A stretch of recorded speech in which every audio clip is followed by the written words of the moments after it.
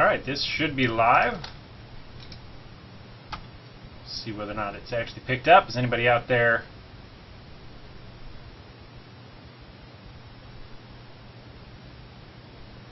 Know in a minute.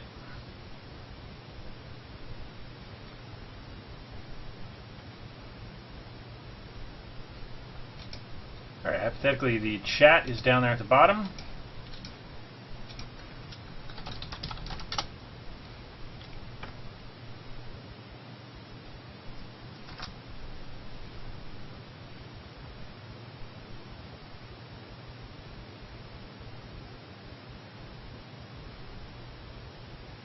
Alright, it looks like we've got, wow, 6 folks live, 10 folks live. We are broadcasting. Can anybody hear me? Is audio alright on this one? This is a new setup for us.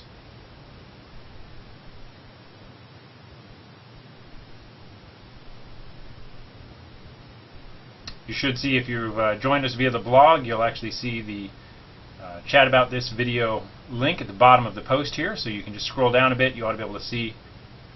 Doesn't require you to log in or create an account or anything.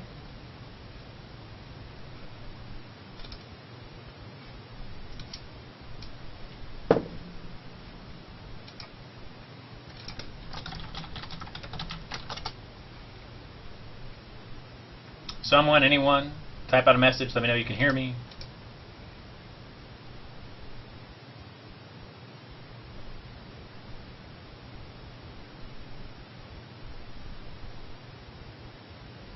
Hey, look at that. We've got audio. Well, welcome, folks. Looks like we're at 6 folks live now. And hey, as long as one person can hear me, we're doing better than I thought we'd do for the first broadcast, especially last minute like it was. I'm going to go and actually turn down the air conditioner real quick and come back and start answering some questions. I do have a list of the ones that were previously submitted.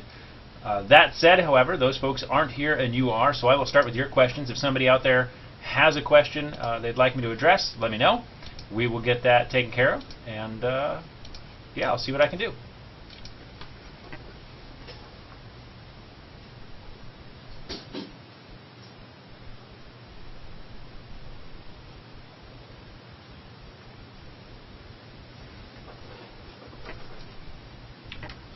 Alright, and I'm back. The air conditioner is turned down. It's cool enough now that I can hopefully not sweat my way through this.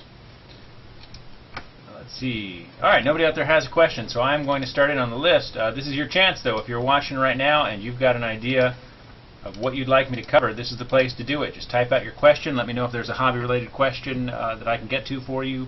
Weathering, basing, modeling, painting, doesn't matter. We've got 2 hours in which my #1 job here is to answer your questions and make sure you guys come away with a little something when we're done here. Otherwise, let's see. Let me look at the list. What do we got? We got, of course, a bunch of pigment questions. There's always pigment questions. Urban grime weathering. How would you apply urban grime weathering? Now, I didn't get a name for that one, but we are going to cover that, urban grime weathering, because I like the sound of that. I am going to need some pigments, some fixer, and something here to start me off. Let me find an urban base. I've got a couple at hand, I'm sure, and get us going with some urban grime. I've got Jersey berries. Oh, perfect. I actually have a 95 by 120 urban rubble base right here, ready to go. As you can see, it's primed, black. I did the whole thing black. I think I was just going to airbrush it or dry brush it at one point to pick off the details for a product shot. So yeah, let's talk a bit about urban grime and what I would do to weather this up a bit. Looking to see what needs to get painted. I'm going to slap a bit of paint on this, and I do mean pretty much literally slap paint on this. I need my paper towel. I need a broad brush. Not so broad as that, though. Not so small as that. Come on, where are the brushes that I'm looking for? Too many brushes in the bloody drawer. Perfect. Not perfect. Perfect. Alright, so we are answering questions about urban grime. Got the, if you guys are familiar with the Urban Rebel base that we make, I've got a bit of a signpost here, lots of cement, some broken cabling, rebar. Oh hey, I even snuck a skull onto this one. I don't remember sneaking a skull onto here, but there it is. So, get the brush wet, just paint the pot. Just going to put some thin layer of yellow on the sign, help it stand out a bit, get a little bit of contrast on here, a little bit of visual interest. Chances are good an urban sign wouldn't be yellow on the back, just the front, but whatever. I'm not trying to paint a display piece here, just trying to talk a bit about urban grime, but I want to make sure we have some contrast as we get started so that you guys can actually see what we're applying, where, when, and why. And remember, as I'm going, if you guys have questions, type it out. The chat box there works just fine. You don't have to create an account or anything. Just scroll down, it's towards the bottom of the page, or the post, depending on which layout you're looking at right now. Alright, let's see. I do want a wide brush. I'm going to go ahead and add some gray to most of the concrete here. To do that, one of the things I'm going to miss from Citadel paint line is the Caradon Granite. Just the perfect color, in my opinion, as a base for cement, concrete, asphalt. Just perfect. So I'm actually doing a pretty generous coating. Let me actually adjust the camera. Future broadcasts, I'm going to go ahead and get a second camera. The software we're using now allows us to switch between more than one camera. So at this point, what I'm going to do is simply drag this one over. So let's do the camera mount, the one we're using for recorded broadcasts. Whee!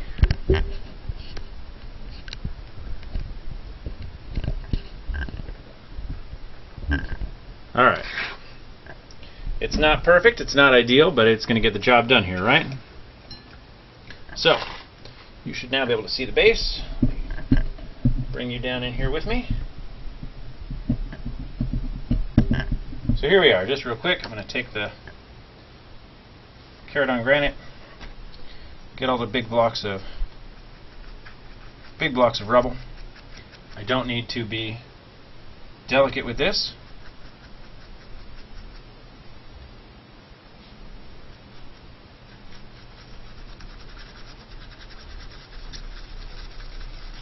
Because the worst that's going to happen is that I'm going to get some on the other bits of rubble. We're going to cover that up with pigment later and more paints, so it doesn't matter a lot. In fact, I'm going to cover up a lot of this rubble real quick. Not exactly dry brush, but load it up with paint, drag it across there.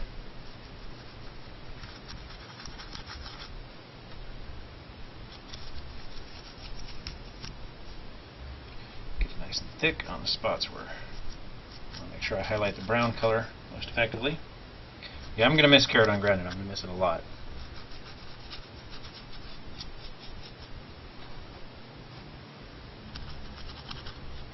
Alright, that's done. I'm going to take a light gray, in this case the old Astronomicon gray, bust this bad boy out.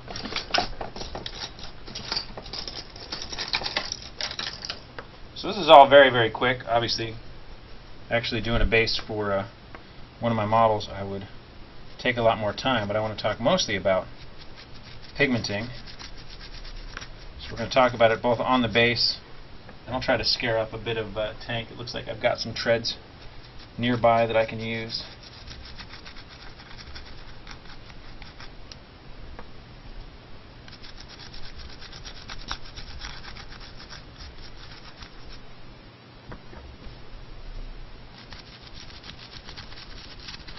Again, not worried about the paint layer because most of that's going to be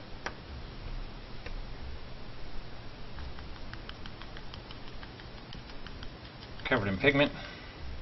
Stippling on the light areas. the Astronomicon Gray. Stippling gives you a bit more texture if you're trying to go over concrete, so you can brush off a bit of your paint, dab off a bit of the paint using a wide brush, stipple it on. You'll keep some of that texture. Obviously, the heavier you stipple, the less of the texture you keep, but you'll keep some regardless. Alright.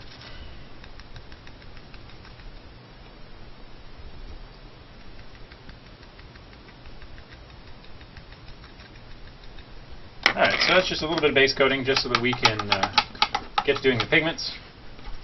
Got to remember the camera view is upside down here so the microphone is close to me and you guys can hear me, not just watch. One other thing I'm going to do, because I get a lot of questions about this particular one, folks have seen that in a lot of my urban bases I will include the street markings and things like that with a nice broken look. And folks have asked me how I mask that or if I use the hairspray, and the simple answer is I just use a brush. And in this case, all I'm going to do is come in and stipple in a line, broken line.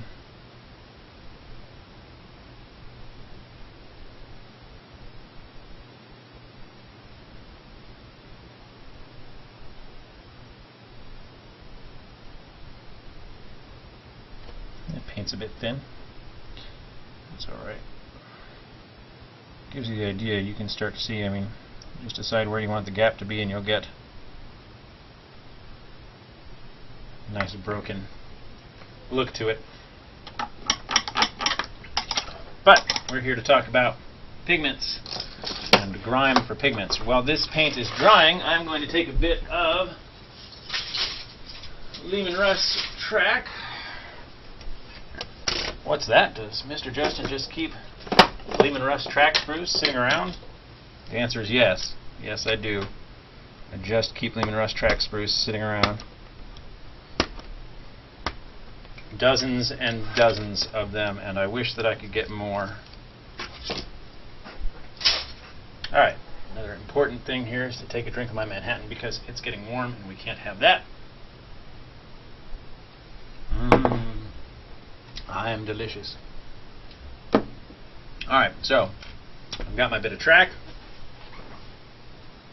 Grabbing a piece of paper to keep my desk clean.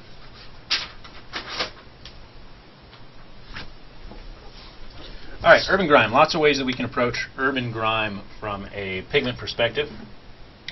I'm going to take some isopropyl rubbing alcohol. Again, it's not my first choice for pigments, but you guys probably have it lying around. If you have a pigment fixer, I would obviously recommend that you use a pigment fixer. Most folks don't, so I will be using this. I'm going to get two brushes, one for pigments, one for the isopropyl, because I want to keep my pigment brush dry. I'm going to pull out my pigments, and let's see. I need ash gray. Trouble digging through all these to find them. Where's my slate gray? Slate gray. Clay brown is clay brown. And I should have red brick in here. Looks like it. Red brick. Alright.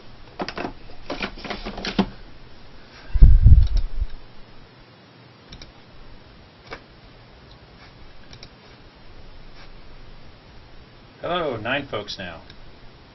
Welcome. Alright, we're covering urban weathering. At this point I'm working on some tank treads. For those of you just joining us. It'd be super awesome if anyone else could chime in, let me know that you can hear me. Just so I stop being paranoid about it. Alright. So, the first thing, obviously, I do recommend the 4 colors that we've got here. They're the ones that come in our urban kit, urban weathering kit. It's ash gray, slate gray, clay brown, and red brick. A combination of these is going to be great. And I know if you're wondering about the grays, why we include 2 grays. The slate gray and the ash gray are very different colors. I'm going to put the lamp directly above my camera here. And I don't know how well it's going to catch it in the broadcast, but you can see that one has a very green tint to it, and one has a more pure gray to it. And this is really good for, well, the ash gray is very good for ash, of course, whereas the slate gray has a better look to it for things like mortar. So if you're going to be doing a lot of brick, broken walls for brick, I do recommend the slate gray. Even a bit of the slate green if you want to get carried away. And that's obviously much more green. But it makes for a nice combination with the brick wall, broken brick wall. Likewise, the green earth, if you're trying to do things with churned over urban mud, you tend to have that darker mud in there. So, all right, first thing we're going to do is decide that yes, we're going to use all four because we want to have brick. We want to get a nice contrast. So I'm actually going to start today with my brick. So I'm going to stipple the pigments in here. Again, if you stipple pigments into place, you get that combination, a nice combination of coarse and fine texture. So I'm going to put this in pretty heavy because I'm going to actually wash a lot of it away as I'm working. But when it comes to tank treads, the fine material, particularly from an urban environment, is going to be just in the deepest part of the tread and tend to not stick as much to the outside because it's not a clumping material. Dust does not clump. Letting capillary action for the most part take the pigment, float across the model. But in this case, because I am trying to clear some of it off, I go ahead and brush lightly over the surface. If you do have acrylic paint down, be very careful brushing with isopropyl, as it's an incredible stripper for acrylic paint. It'll just suck that paint right off. Alright, so while that's drying, I can now come back to the base, because the base should be dry. Finish. And you'll be able to watch this dry over here in the corner. I'm sure that's going to be super exciting to watch that dry. Good news is, isopropyl dries very quickly. It's one of the nice things about using it when I do the classes. Sorry, a little more Manhattan. Alright, so again, I'm going to come in with some... That brush is wet. Awesome. I'm going to get a different brush. Come in and start brushing around some brick pigment. Going for a heavy coat on the brick on this section. I'll do lighter coats elsewhere. Alright, so this section I'm going to go nice and heavy.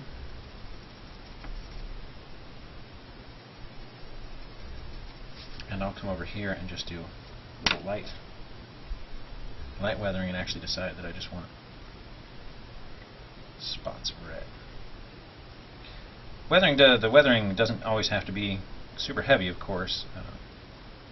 You know, urban track, urban tank. I tend to give it a very light dusting. You're going to want dust on the hull. The brick will stick to the tracks, the treads, but not so much on the hull, unless you've got a dozer blade or something like that, and you can really hammer it into the dozer blade, for instance. But it's not going to stick to a hull. In fact, hey, I have that wet brush over here. I can just use that. But obviously I'm using the urban rubble base and not the hull of a tank because I don't have a spare hull handy.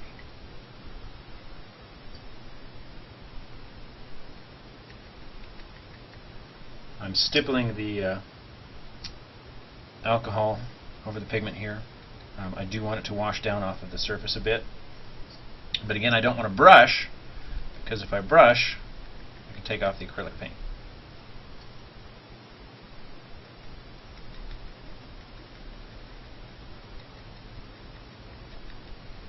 Even the enamel that I used to prime this with, there's black coming off as I dab the brush on the paper towel I have here for my paint. There's some black coming off that brush. Alright, so we're back to letting that one dry. Hey, my monitor went to sleep. Now I can't see what I'm doing. Let's give me 1 second here. We talk about technical difficulties of a new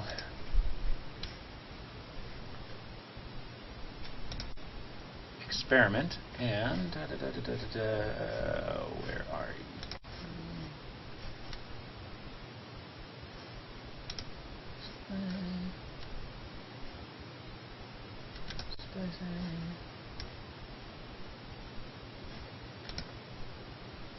Alright, I should take care of that, hypothetically and hopefully.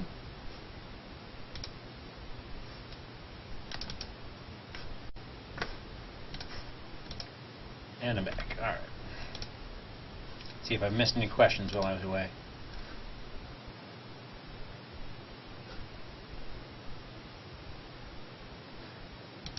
Yeah, you know, that actually might be the case. There is a chance that an overly warm Manhattan is the cause of most of my problems, if not all of them. Alright, so the base is drying. We get the streaming window up so that I can see without the delay that you guys have. So this is dry enough. As you can see, I did wash away a lot of that. I'm actually going to come in, because I'm using a thinner, in this case the isopropyl, instead of a fixer, I can actually come in and brush some of that away. And I'm going to brush it off of the surface, because I actually don't want pigment on the surface at this point. I'll show this real quick. Let me scroll down.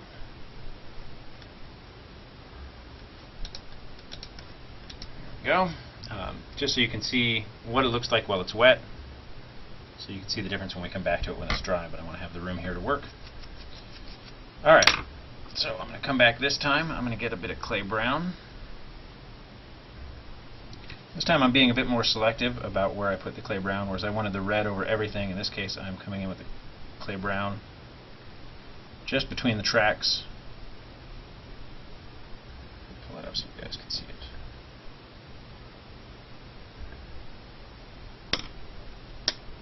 Remember, if I'm going and you guys have a question about this or another topic you'd like me to cover, we've got 2 hours. It certainly won't take that. This time I'm letting all capillary action. I want to pretty much lock it where it's at.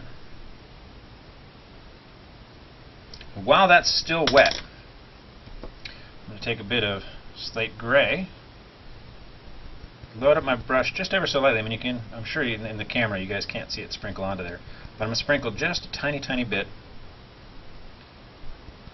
And I'm going to let it dry before I do much else. I'm doing a little bit of the ash gray too. Let it dry before I do much else, because when you sprinkle pigment over a wet surface, it disappears and you can't see that you've really applied anything. And of course, as that dries, it's going to become a lot more visible, which again we'll see over here in just a minute. So I've still got some damp area over there, and that's fine. Get my wet brush going here. I am going to load up the big brush, sprinkle in some clay brown, do that over an area over here. Alright, so in the dry area where it's just going in dry, I'm just going to stipple that into place. This is not how I would make a display. Again, I'm just trying to show you guys some techniques for creating the texture and finish of urban grime. Blowing off some of the excess. So again, that's just the clay brown stippled dry into place. Gets a nice hint of dirt and a good place for us to start. Make sure I have my wet brush. I do.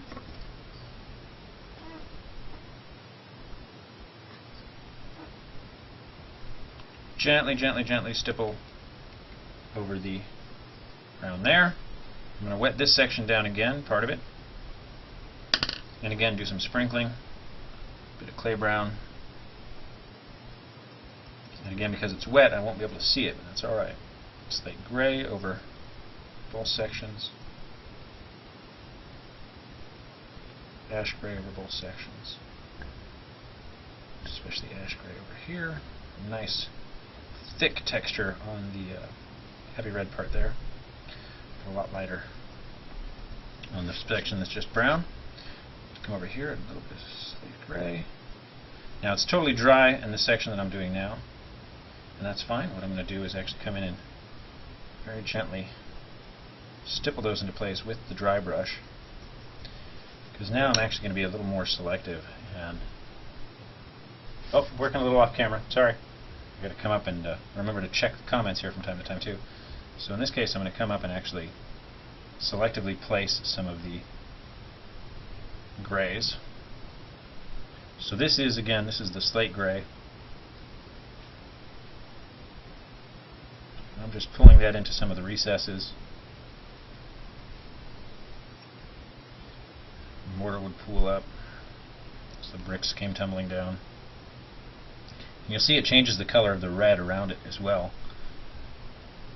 as they blend together a little bit. Take a little bit of the ash gray, stipple, stipple, stipple, or sprinkle, sprinkle, sprinkle, sprinkle, stipple, stipple, stipple, stipple. I'm going to get that wet.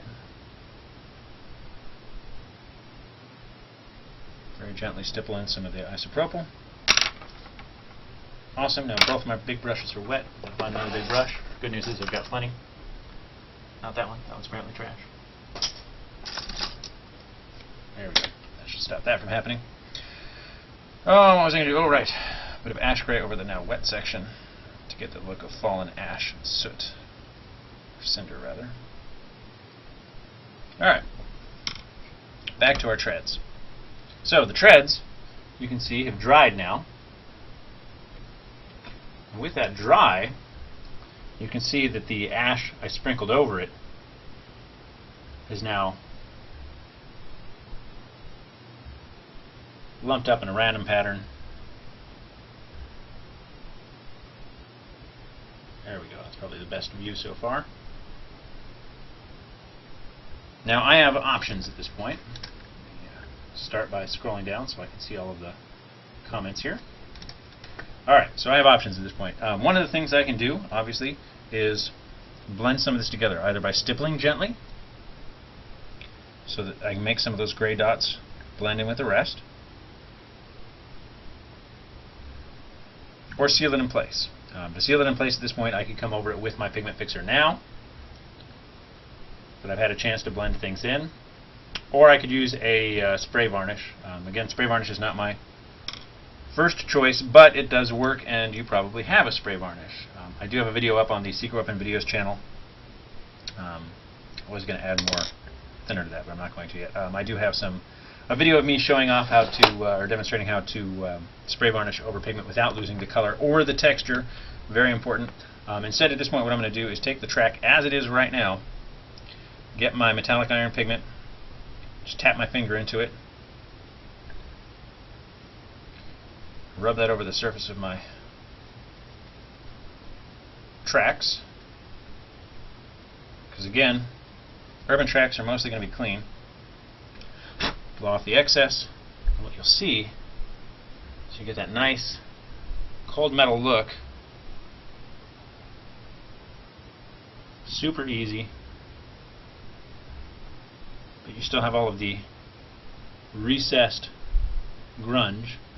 I mean, you can see how much shine I get off of the metallic iron pigment now. But you can also see as we get it out of the light. What fixer do I recommend for my pigments? Right now, the only commercial pigment fixer I'll recommend is the MIG pigment fixer.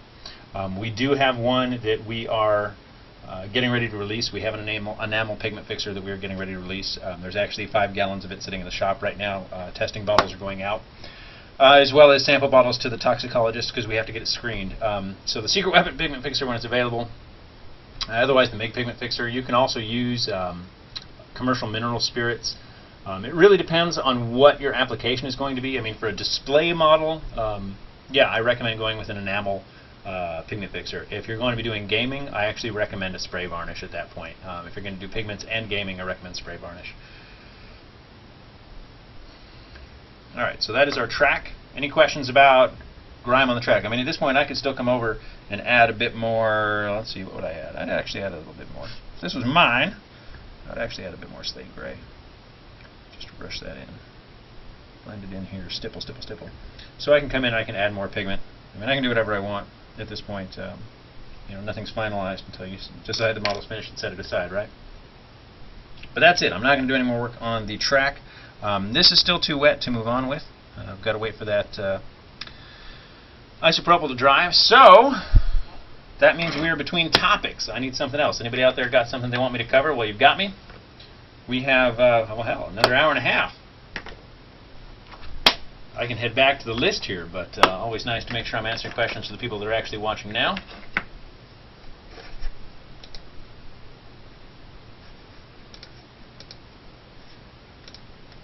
Do my Any idea on how to paint road markings, like turn symbols on pavement? You actually just missed that. That will be on the broadcast, on the recording.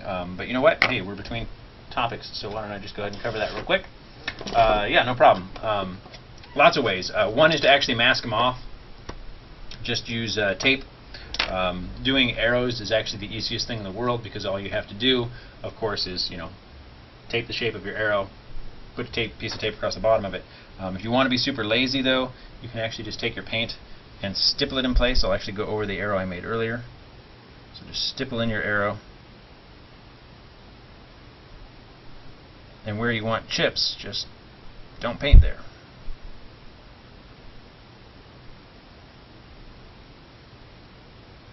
And I tend to do that. If I'm going to be doing a long line of them, like for the just road markings, the straight line road markings, in that case what I'll do is put the tape down across the length of my base and stipple inside of it. In fact,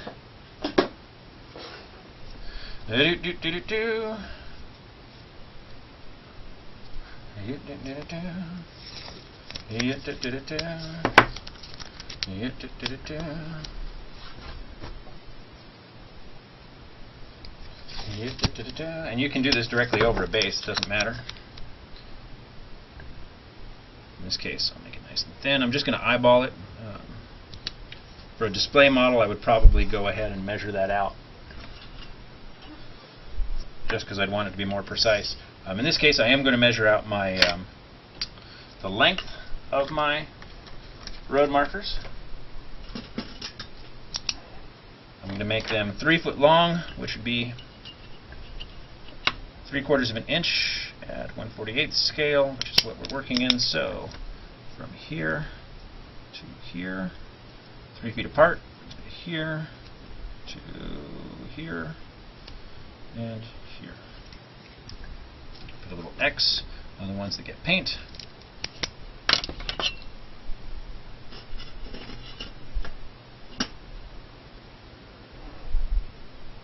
Yeah, thank you. At some point I will actually tape off the desk when I have the camera permanently affixed. At the moment, because the camera is so fluid, it's actually literally strapped to the top of a different camera right now. We'll get that fixed. But yeah, I'm just going to come in here, stipple my road marker. Got my whole length to decide which side's going to be clean, which side's not.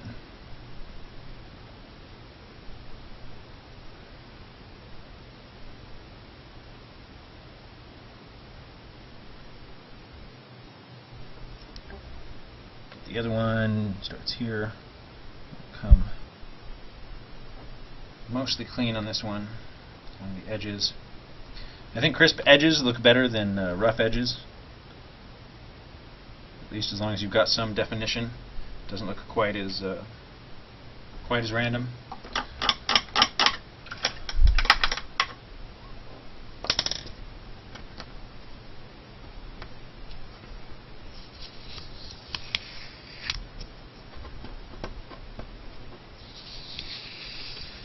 Kabam! Road markings. Oh my God, it's amazing!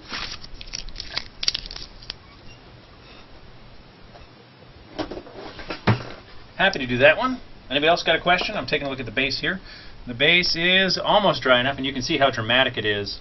Now that things are drying, just a couple of seconds ago, you couldn't see the ash that I had sprinkled so heavily over here. You couldn't see the clay brown I had stippled over here. Likewise, remember this area was just clay brown, and I stippled in the slate gray. You can see what a color difference we've got here, and the same thing over here with all of the ash that I stippled into it. So we are starting to see, you can see a lot of different colors, a lot of different textures. There are a lot of ways that I can make this base pop. Same thing, I could come in with some exhaust black at this point if I wanted to. In fact, let me get exhaust black and a bit of violet. Violet is probably one of the most useful pigments we make.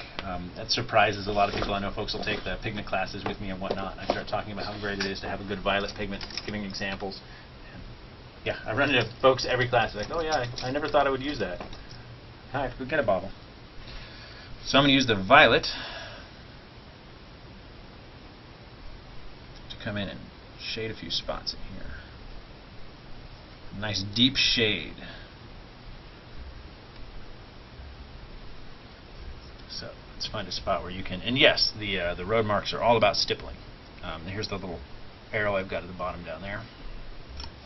Let's pull the slide up. Alright, so let's find a couple of spots so you can see how dramatic a shadow you can create with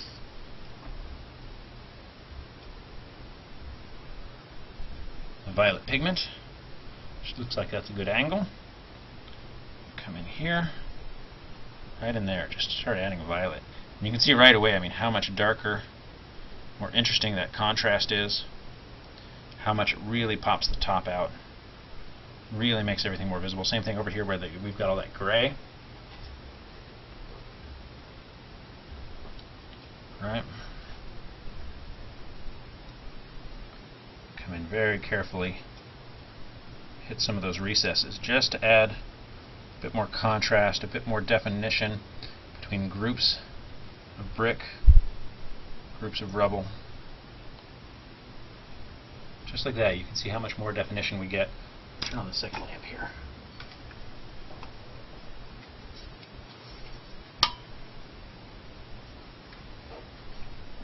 Alright, and the other thing I'm going to do, of course, is come in with the exhaust black, and I can either come into the recesses to get a little more contrast, or even pull that up onto some things, the edges of brick and sections like that, to get some scorch. So I'll draw that up this way. Alright. And you can sprinkle it to get that good heavy ash effect, that heavy cinder effect.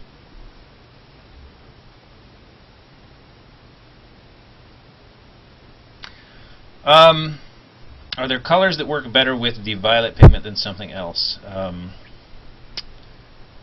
Well, the answer to that is going to be yes, but I couldn't tell you what they are. It really depends on what you're trying to accomplish. Violet is great for shadow, great for mud, earth effects. I mean, I can't imagine doing anything with earth in it, either mud or ground or dirt, or even, you know, brick, rubble, things like that, without getting to my violet. Deserts, you know, our dry earth set doesn't come with the violet. We're limiting those to 4 pigments, but violet would make a good addition there. Makes a good addition to the mud and water kit. It really makes a good addition to most pigment sets. It's a nice way to add contrast and interest. So I'm coming with a black now, going heavy over this section. Again, I'm trying to create an entirely different texture in each one of these areas, just so you get some idea of how many variations there are. Because of course the question that was submitted to me is, how would you make urban grime with pigments? Well, I can answer that, but it's not easy because, again, it depends. Before you do anything with pigment, before you do anything with weathering, I mean, the question to ask yourself is the story, the location, the effect you're trying to get. Dirt in Vietnam looks a lot different than dirt in Africa. So if you're asking me, well, how would you make mud? Which colors would you use to make mud? The question is going to be, well, where? Red Scorps, Jack, the guy that does the Red Scorpions blog, and has that incredible Red Scorpions army. You know, he's trying to create the red sands of home for him, but it still creates a nice Martian color, and he does all of that with one pigment, really. And I wouldn't have thought to say that for weathering a bunch of tanks, but it looks great. It works beautifully. All right, so here we have a section where I went very heavy.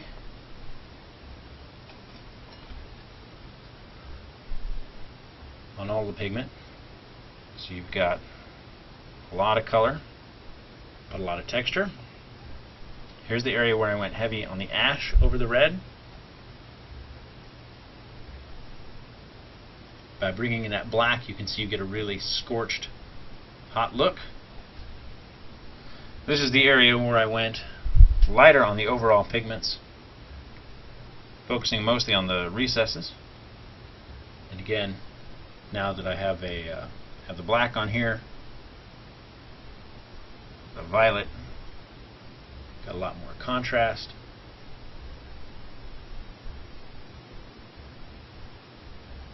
But that's our urban rebel base at this point. I mean, with some very different textures to it. I'll see if I can get it in here so that you can see all of it at one time.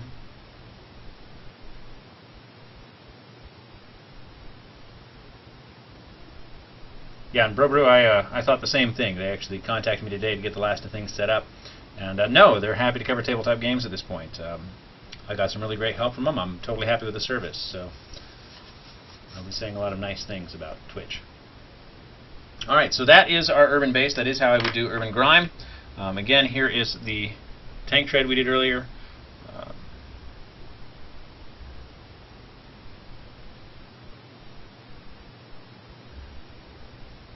I can cross that one off of the Ask Mr. Justin list. Urban grime, how would you do urban grime weathering? Kabam! Like that. Save. We still have an hour and 15 minutes though. So what else have you guys got? Give me some questions. Somebody out there have a question, or am I back to the list? Let's take a look at the list. Gives me a minute to switch the camera back to me. Again, we'll have two cameras here before long.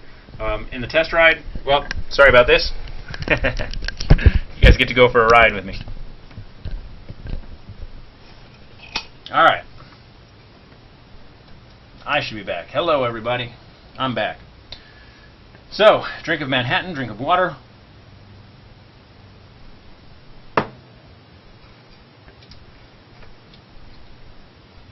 Alright, 11 folks and not one question. That's alright. We'll see what we got on the list here.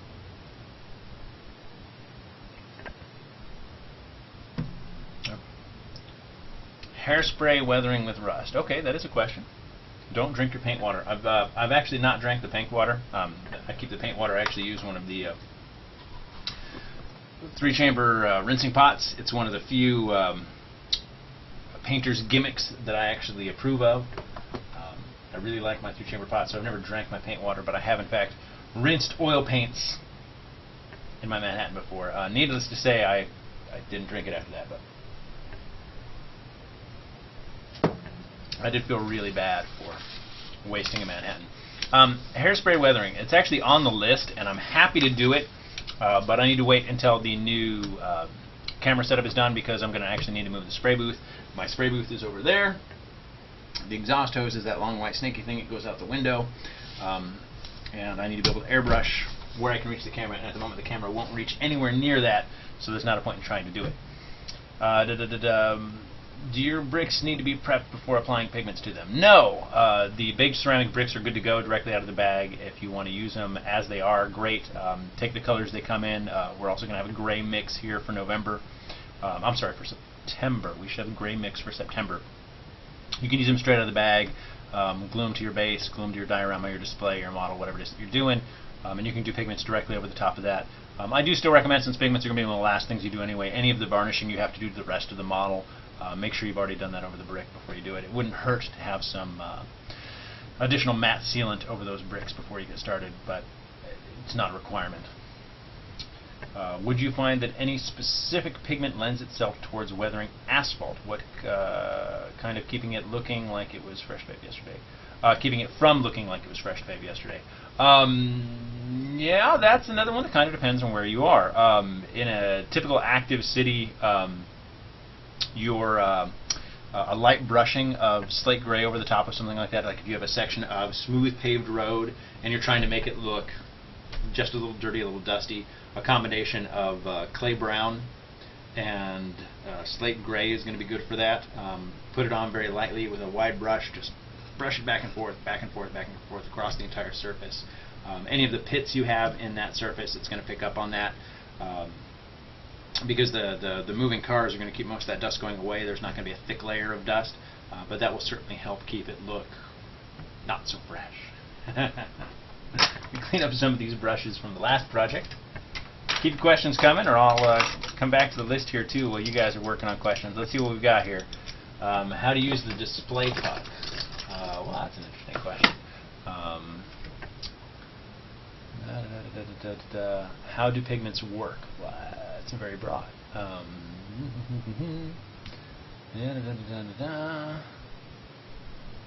Folks were very good about sending in questions today, but not a lot I can do without a lot more prep, and obviously deciding at 3 o'clock to do this today at 4 because we're going to do the first Monday, and I wasn't going to wait until August for the first broadcast. I mean, I didn't have as much time to prep as I would like. But let's see. Using scenics inside of water effects. That's a good one. Let me see what I can do with this. For that, I will need a hollow base. Kerbam! Which should be easy to find, but I just rearranged things up here. Hollow blanks. Hollow blanks. I don't want that. I want... Let's do a couple of 25s. Oh, 1, 2... Let's look at 3 scenics inside of 25. For those that can't see it, let's see what the camera will and won't catch on this. If you guys get a look inside the design portion of the studio here, what I have across this entire wall on my second desk is a collection of these little 3-bin drawers, each individually labeled. So this is 3 drawers of different styles of rocks. Ones that I've actually finished carving out of plaster, and ones that are just raw blocks of plaster that wind up getting carved into rock-like shapes. But yeah, we've got details, trees, columns, hollow blanks in 6 drawers of hollow blanks, 6 drawers of tools, various brass detailing bits, you name it. We've got drawers full of it, as well as some of the trees I'm working on, wireframe trees for my display pieces. One that was finished and then removed from a display base. Ran out of time. So that starts off as a wire armature. Still adding foliage to it, or would be, if I were still working on that project right now. Alright. Now, new questions. So I will move the camera back and we will talk about using scenics inside of realistic water. I should make sure that I have some realistic water. There is a realistic water shortage in the shop. True story. So I may not have realistic water. That might actually kill this project before it gets started. And I'm not going to dig through the box I just got back from traveling with for the classes. So, that was exciting. On to the next question. Sorry about that, folks. Like I said, oh, wait.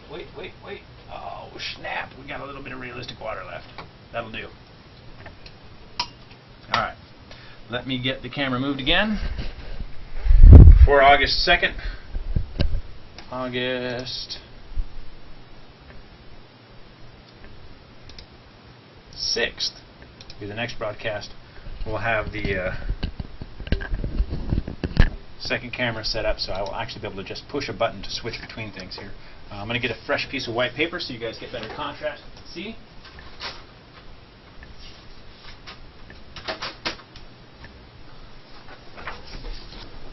Alright, so the question became specific to some of the blasted wetlands bases. I've got some here, for instance, attached to some Necrons that I was working on. I haven't had a chance to finish. And it's been long enough that now they're all dusty. But I wanted to make it look like they were crawling out of the swamp. Very much crawling out of the swamp. So you can see I cut this guy off at his knees. But what I did, if you actually look down through the layer of dust on these guys, since they've been sitting around for so bloody long, is you can see that inside the realistic water, inside the base, inside the depth of the blasted wetlands hollow, you can actually see the scenic material in there. I've actually got some grass and some leaf litter. So it's not just the painted floor of the base and the model's looking like he's simply flat on the edge. You can actually create some really nice effects with that, and I'm going to cover a couple of those real quick. I've got the scenics drawer right here next to the desk. I'm going to lean in real quick and get, something easy to see. That's a bright green. That will certainly be easy to see. Yeah. I've got a bag of bright green fine turf. We'll do a couple of different effects. One of the things you would do is create a layer of realistic water, let it dry most of the way, apply your scenic, and then go over the top of that again, so you'd actually create a floating layer. So I'm holding the bottle of realistic water upside down. It's going to get the air bubble to travel up, and that way I'm not introducing air directly into the model. Very gentle, Boom, no bubbles. That's how it's done, y'all. Not that the camera likes that. Alright, let's see if we get better focus of the hand here. Wake up, camera. There we go. Alright, so I am going to take a brush. A couple of different things we can do here. In fact, let me get another bottle filled up so we can just do this back to back. Holding the bottle upside down, get the air out of there. Wiggle, wiggle, wiggle. Air's out. Ooh. Introduce some bubbles, not a problem. Last but not least, I'm going to take a pinch of the soil, put some of that into an empty base.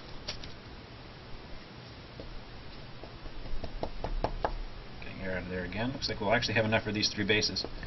Always goes further than I think. Oh, no, we won't. Oh, that's why I had bubbles. That's the end of it. Oh, we're out of luck. Alright, we'll be able to do 2 of these. So I've got my material. So on this one, I'm going to sprinkle over the top, and you'll find that it's going to sink. So I'm just going to let that sink randomly. Cover most of the surface, let that sink randomly. On the second one, hopefully that'll stay focused now that there's some contrasting color here. I'm actually going to limit it to one corner here.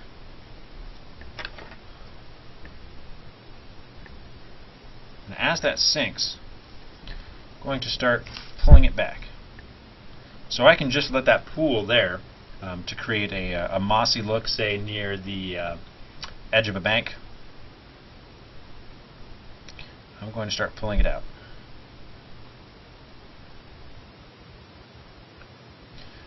You can do this to create trails of the material across the base.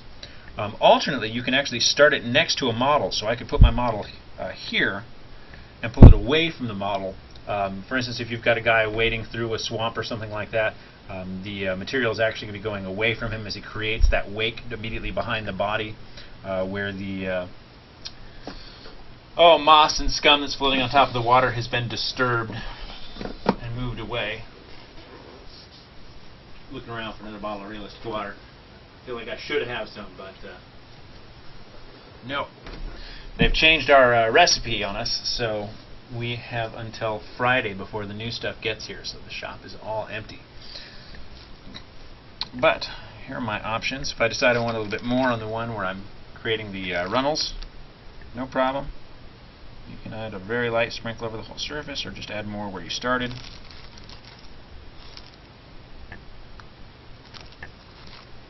Let that sink down. You can see how it's soaking in there. Get the stuff out of the way so you can see better. And then again, pull out, create my more organic flow. Boom. So in one case, and this is all still very, very wet, of course, so I'm going to have to hold these or handle these carefully. In the one case, you can very much see floating. There's some on the top, some on the bottom, but it's clear that it's suspended in the solution. Gives you a nice effect, a good 3D look to the water.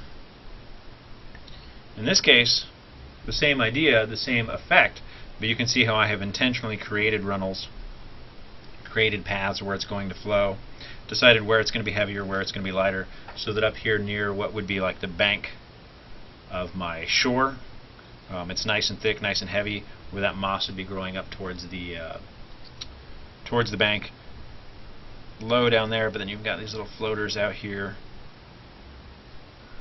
Again, a nice, real 3D look. Turn that a bit. Give you some different angles to see that from.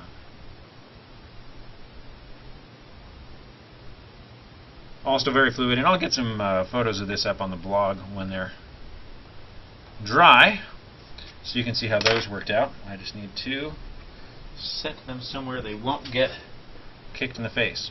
Alright, so I'm going to set this project aside and come back for more questions. Anybody else out there have another question for me? Got about an hour to go.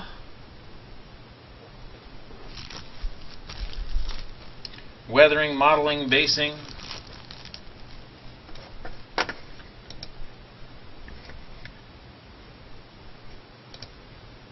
Alright, back to the list. Using scenics inside of water effects. Cross that off the list. Models I like and why was one that was posted today on the Facebook page. Will leaf litter sink in the water effects? Yes, the leaf litter will sink in the water effects. Most of it won't. You'll get a combination of float and sink. Let me see if I've got a leaf litter handy.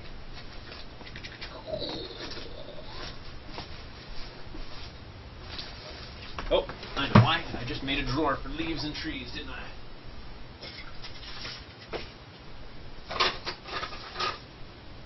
Wire and pins, soldering irons, scrap, windows, plastic, wood, bones, brass, plaster, plaster, plaster, plaster, plaster, plaster, plaster, small bits, bricks, trees. I knew there was a drawer over there marked trees. Alright, let me get this guy.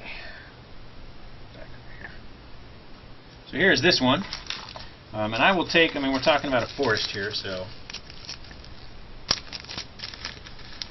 I'll take some of the leaves and I will, again near the shore area, I want a couple of the green ones. Actually, that's not true. I want mostly yellow and brown. So they'll sink a bit, but because they're large and the base isn't very deep, even if they sink, you're still mostly going to get a floating effect for them. And while everything's wet, you can still pull this around, get the actual birch leaf out of there. Do our best to make sure we don't get anything like that, but possible to catch them all. So as you can see, I think, there we go. Mostly floating. You can see they've sunk a little bit, but particularly on areas where there's material underneath them to hold them up, like here, they're not going to go far. And even the others, if they sink, it's still going to look like they're on the top of the surface. And if you're really worried about it and you want to make sure that they're floating, wait until the realistic water cures, and then come in and apply them like you normally would with a bit of liquid matte varnish on a paintbrush, and just apply them one at a time, and that way they'll literally be floating on top of the water. So you can wait for it to dry, or apply it while the material is still wet. If you want them to sink, if the goal is to sink it, in that case, just push them down. Take your paintbrush or a pin or a pokey tool and push them down into the water, and they'll cure there as the realistic water dries. A 5-man trench display base. Yes, that was discontinued a long time ago, probably close to 2 years now since we've made that display base. Display bases will probably come back. We never sold a lot of them. They were popular, but we didn't sell a lot of them, and they're very difficult to cast just because of the size. We try to keep our tanks a little smaller, and we don't want more than a 5-gallon tank in the shop if we can. But well, bigger pieces are coming, so we're going to have to do something to get those back. All right. Camera back up, take you guys for a little ride with me. Hello again. Oh, yeah, sorry about that. They will come back at some point. I did enjoy making the display piece, particularly the 5-model display board like that. It was a fun piece to make. It's the closest I can get to doing dioramas anymore with what we do. So I'd like to get you something. We'll see what can be done. Display bases are on the list. At the moment, mostly obviously focused on the materials you need to make your own. I'd be happy to look at how to make a trench display piece at some point. But we won't have one anytime soon, not one of our cast pieces anytime soon. Alright, let's take a look at the list, unless somebody out there has a question for me.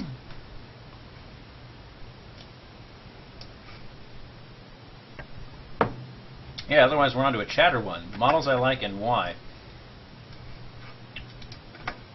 Let's hop on to the Facebook page and read that full question out here.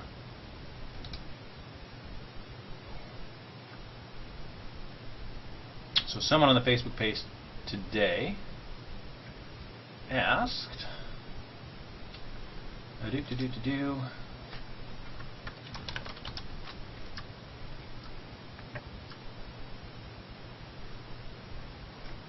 Yeah, can you talk about which models you like and why?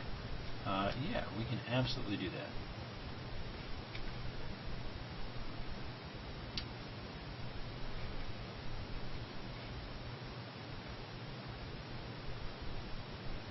What you like to paint and why, what you look for in a model paint job, and which model, in your opinion, is the best out there. Wow, it was a little more involved than that. All right, so Ed Davis asked me this question. He said, tell us what you like to paint and why, what you look for in a model or paint job, and which model, in your opinion, is the best out there. Well, I can start with the first of those. It's actually very easy. There is no best model. In my opinion, there is no best model. It depends what you're trying to do, what you enjoy doing. I am primarily a vehicle painter. I love painting vehicles. There are a lot of really great vehicles out there. Obviously, if I was being facetious and felt like using this as an advertisement, I'd say, wow, the best vehicle is the Secret Weapon 6x6. Duh! But it's not true. It's a great model. It's designed by Mike Dosher. I happen to really love it. But there are a lot of really good models out there, and it really depends on what you're looking for. I will turn on the office light and take the camera on a wild ride over here to my display case. Let's go for a ride, everybody. So you can see, I mean, just a difference in vehicles, too. We've got, move the camera stand, let's actually open this up. We've got my Dragon Stug 3 Alpha B model kit. You know, obviously a 1/35th scale historic piece. A lot different to what most folks out there have seen me paint, since most of the community I'm familiar with now is, you know, wargaming.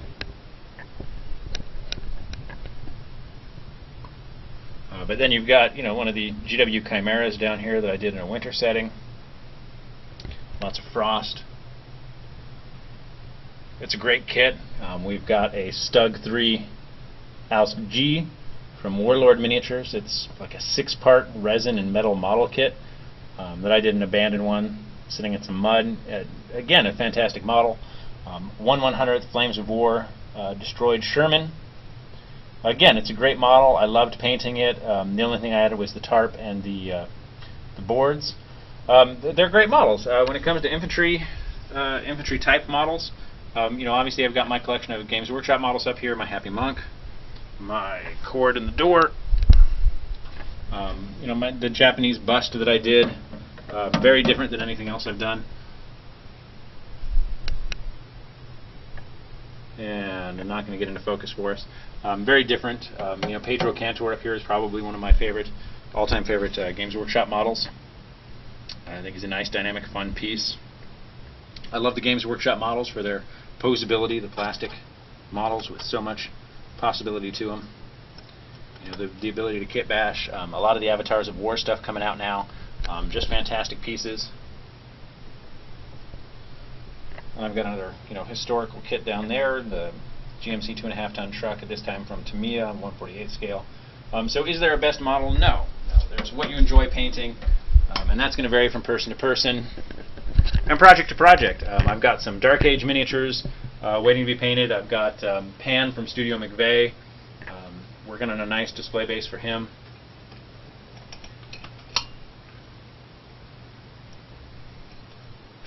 So I've got the display base for Pan.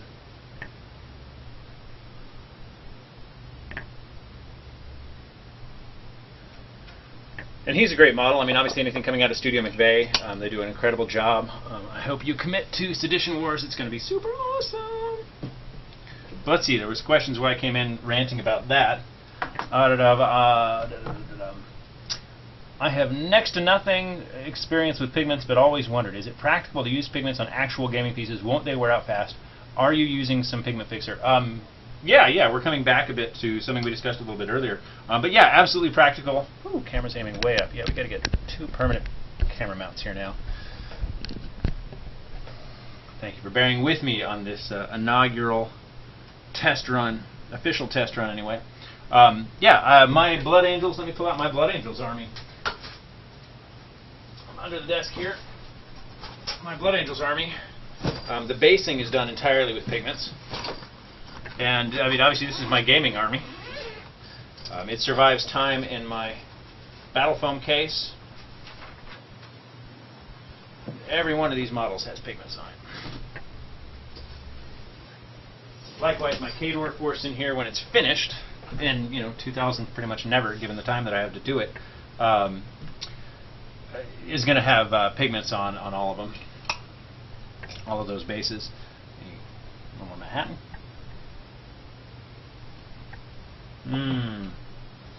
Still cool enough to be delightful.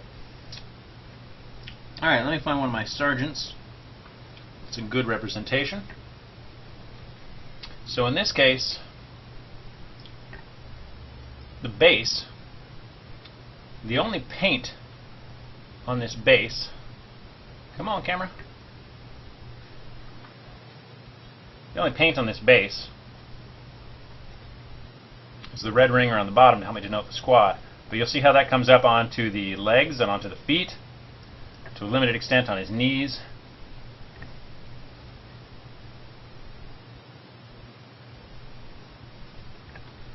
Let's get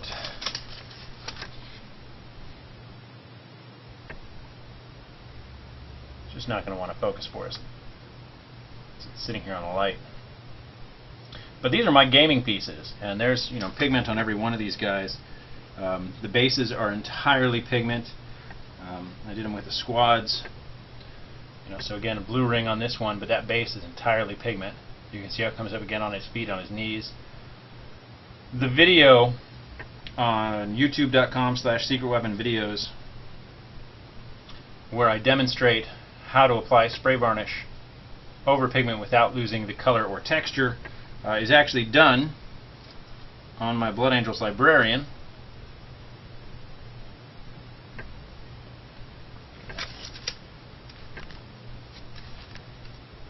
And again, pigments on the base, no other paint except for the ring to let me know which squad he's in.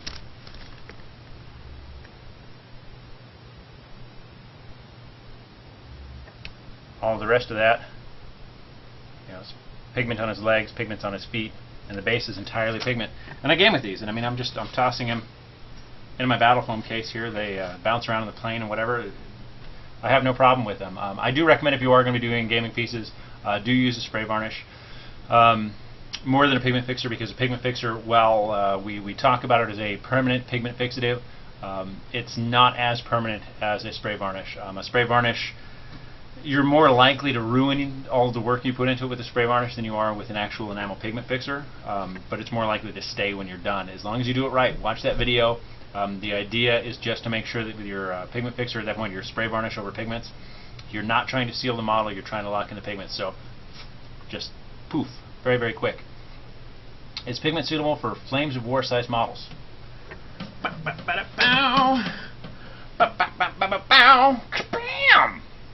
Granted, this is an extreme example. This is a destroyed Sherman, but that's mostly pigment.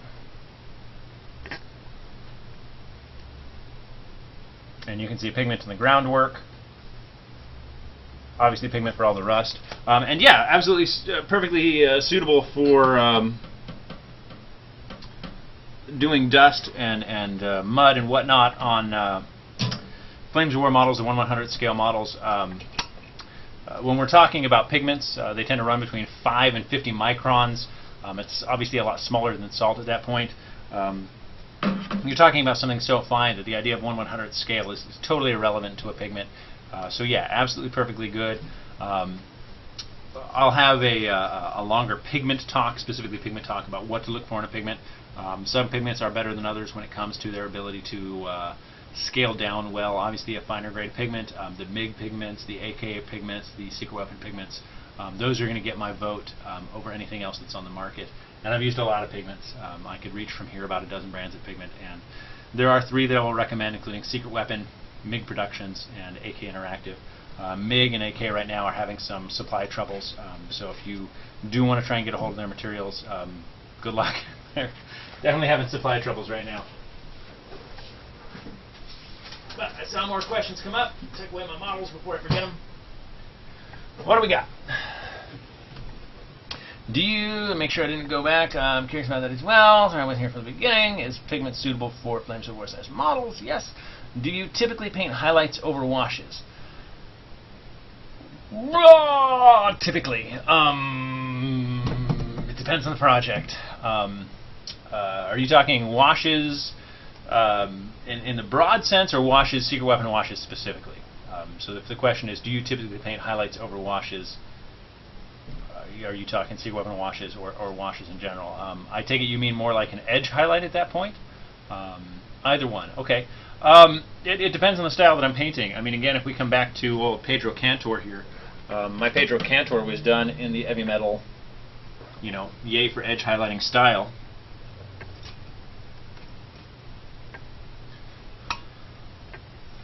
That's horrible.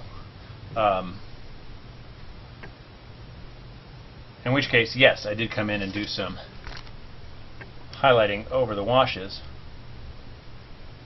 You can see where I was washing onto his power fist here, glaze it,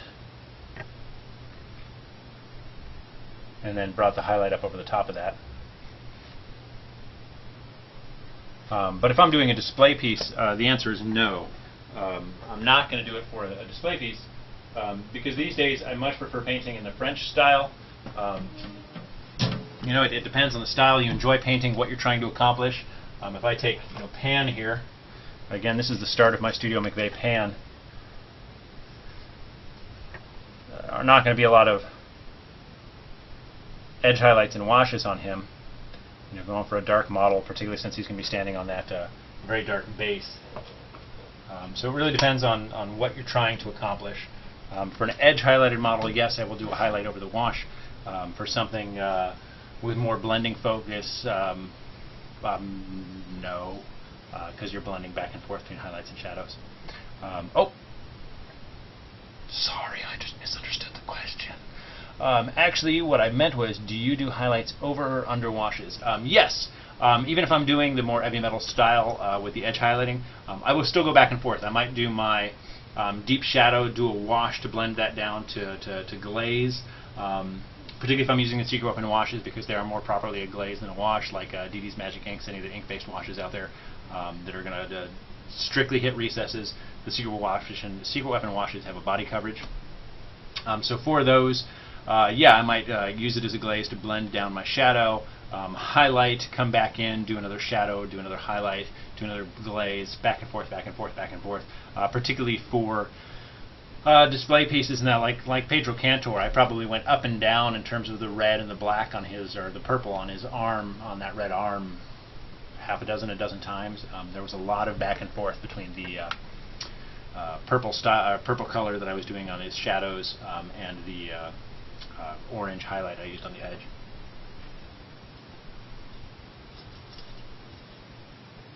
Excuse me, gotta make sure I drink some water here too. Alright, what defines the French style? Oh, wow. Do I give a serious answer here or a facetious answer? In the hope that Matthew Fontaine is watching, because I love him. Arrogance, we'll start with that. Beyond that, the French style, as near as I can explain it, I'm going to do a poor job here. The thing that attracted it to me is the smooth blending and the reliance on focus in the style really brought forth by Renaissance and French Impressionist painters, so that you've got that focus that comes up to a pure white, predominantly on the face, the area of maximum focus. Like if I bring out, I mean, the best piece that I have in the French style is my Japanese bust. Compared to any of the great French painters out there, particularly like Matthew Fontaine. Yeah, I mean, this is nothing compared to a lot of those pieces. But if it'll focus, you can see, like I come up to white on his nose.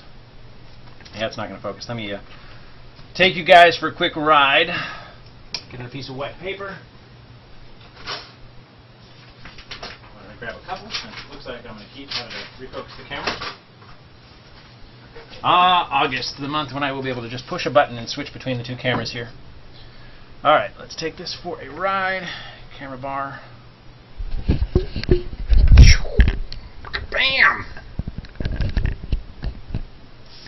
So the goal, as I understand the French style, is that smooth blending And yes, focus. Coming up to white. Flip the camera around.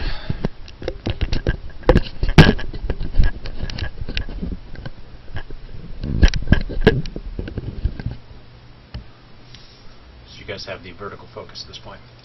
So I mean, you can see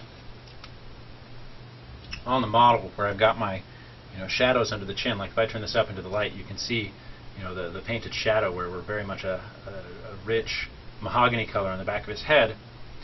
But we come up here to the nose and the jowls and the area over his eyes, and you've got that white. The idea is to draw the focus into the center of the face. I did not do that very well, frankly. While this is the best that I have done in the French style, obviously there's a lot better out there. I do recommend that you check out Matthew Fontaine's work if you don't already know it. There are lots of great examples out there.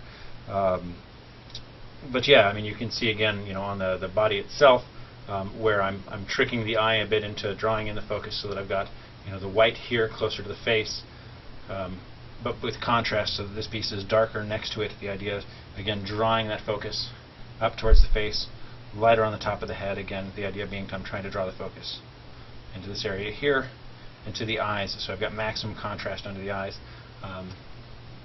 That's my understanding of it, is an emphasis on realism and more of that, more drawing from the Renaissance and French Impressionist painters versus, let me try to get my Pedro Cantor out of here again.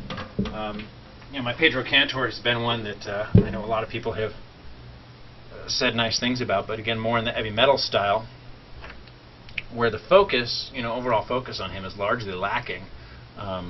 And you look at, highlighting here, instead of a blended highlight, I've got the sharp edge highlight, very much raised. Everything is sharp. It is more cartoonish, and I don't say that in a bad way. I certainly enjoy the model. I'm happy with it. I'm proud of the paint job. And I would still, paint my army in this style, and I like it just fine. But I've come to prefer, as a painting exercise for me, I've very much come to prefer painting in that French style, very much with the smooth blending. I'll get my other example out here. I've only really got 2 examples, so bear with me. My Chaos Marauder, same thing, where the focus is all drawing in to the face, where you can even see, like on the beard, I've gone from almost black at the base of his beard here, up to white around his mouth. There's white on his face. I'm not sure it's going to let me focus on him. He's farther away. And again, even on the shield here, drawing each of the highlights up towards the point on his face. On the sword here, tricking the light, because where the highlight might, on a zenithal style, be up here, drawing the highlight down towards the base of the sword because it's closer to his face. It's drawing the light across his arm. Again, all of the white, all of the focus, all of that contrast, trying to draw attention to the face. That's my very limited understanding of the French style. I'm sure there's a better explanation out there, but hey, that's what I've got.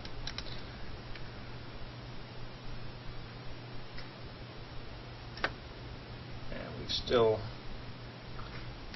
Alright, we've still got about a half hour here. I'll leave these models out, so I'm not taking the time to put those away. Anybody else out there has a question, go ahead and pop it off. We'll see what I have time to do here, as long as I can cover the question and a topic in a half hour. I'll bust out paints, pigments, whatever we need to do.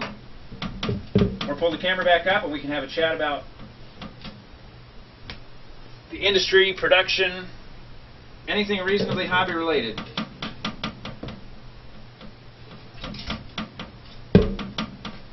Put away the last of this stuff here.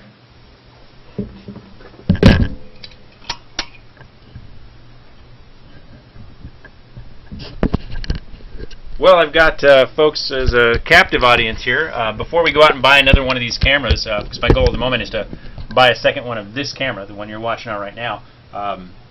Streaming quality, video quality, audio quality, all coming good out of this thing? Anybody out there have any feedback on the quality of the broadcast, minus obviously the technical difficulties of having to swap a camera around again for August? The second one, we'll have this camera set up here, and we'll have a second camera which will actually be mounted right about here where the, well, right about there, where the current camera boom comes down to now. Any interesting uses for some of the obscure wash colors? And thank you, Brobrew, for letting me know that the quality is pretty good. Anybody else has a feedback on that? Let me know. Yeah, autofocus is a bit fiddly, and it's always going to be a bit fiddly. When we're not bouncing between cameras, it'll be a little better. And I can, for the camera on the boom, I can actually set it to a specific focus instead of telling it to autofocus. Coming back to the question here,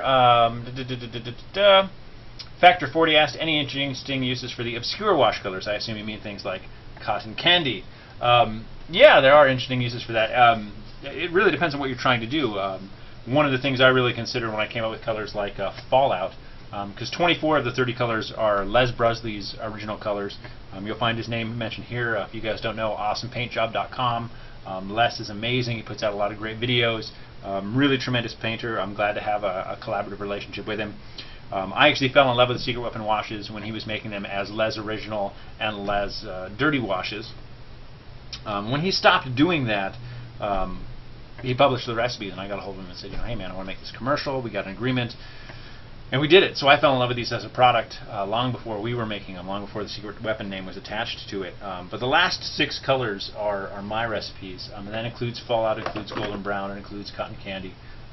So when folks talk about obscure colors, I tend to think they mean Fallout and Cotton Candy specifically, since those are the 2 bright Dago colors.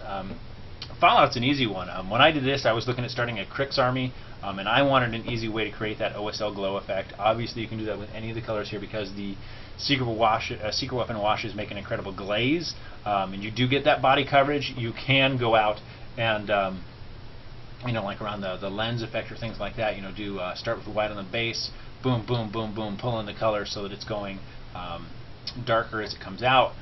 Lighter as it's inside towards the white, and you get a great effect. And I was looking for that with the Fallout. Cotton Candy is the same kind of idea for doing bright, tentacly flesh, things like that.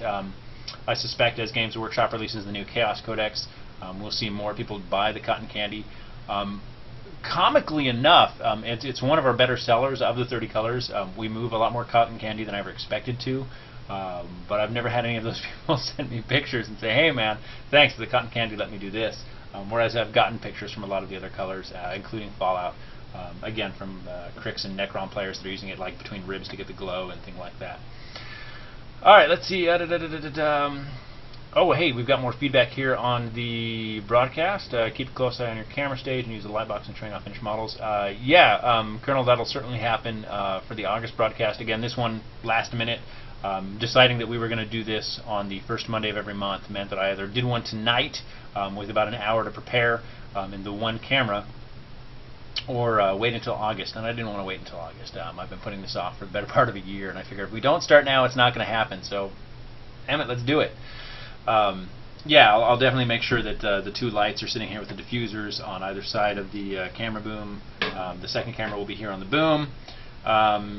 We'll make all that happen for the August broadcast, and that'll all be good. And I'll make sure that the boom camera is not set to autofocus. It's set here specifically to focus on the paper. I'll tape off the paper to make sure that I'm not moving my hands outside of it. We'll get all of that taken care of. But your feedback is very important, particularly, again, this is the inaugural broadcast of the Ask Mr. Justin segment. So getting me that feedback, particularly on the audio-video quality, is going to be very important. Brubru asking, what's the resolution of your camera or your stream? What's its choke point? The camera is actually a 1080p HD camera. I noticed the bounding boxes. For whatever reason, the software that I'm using to do the stream is not letting me manipulate the actual camera settings. And if I go into the camera software to manipulate the settings to say, hey, why aren't you broadcasting HD like you're told to do on default, it says, oh, there's an interface error, this camera is already in use. So a little technical issue to work out there to figure out why it's not broadcasting in 1080p when it should be. And I will actually tone that down. I will tell it to broadcast in 720p. I've been told by the folks that helped me set up the stream today that is just about as good as it gets over the bitrate that I can manage. The folks at Twitch were very helpful in getting things set up, and yeah, he told me to set it up for 720p. We'll get rid of those bounding boxes at some point. When you're showing models in a display case, it looked unimpressive. When you brought them out of the light, it was way better. Yeah, it's funny how that works. Light makes a big difference. I've got the two 80-watt daylight spectrum lamps here. Any plans for instructional DVDs with the pigments and washes? Not for the washes. I don't really intend to do a wash instructional DVD. I do have the outline for the first weathering, first of 3 planned weathering DVDs. Specifically, I'm focusing on the pigments. I've got a lot. I can actually look up the shelf here. I've got a lot of books and DVDs on weathering, specifically weathering with pigments.